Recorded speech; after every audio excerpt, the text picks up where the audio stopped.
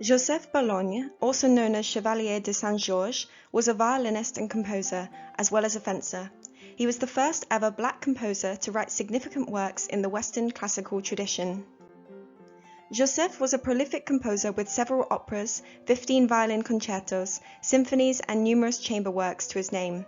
He is also credited as being a rare French exponent of the early classical violin composition. What's more, Saint-Georges even served as a violin teacher to Marie Antoinette. The son of a wealthy plantation owner and a female slave, Saint-Georges was born in Guadeloupe in the late 1700s and brought to France at an early age.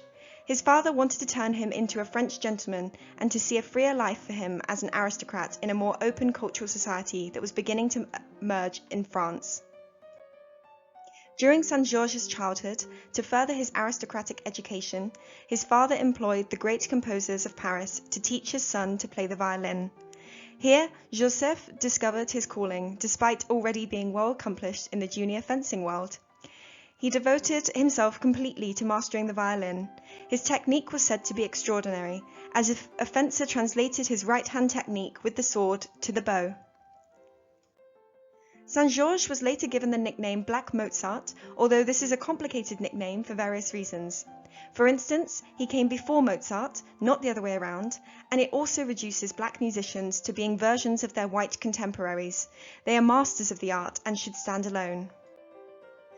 Mozart and Saint-Georges met during Mozart's early years in France, and the innovative structure of the symphonies concertantes they both composed, doubling the violin solo to obtain 2 layers of melody, prompted audiences to identify a link between them by the time the younger Mozart's fame had grown.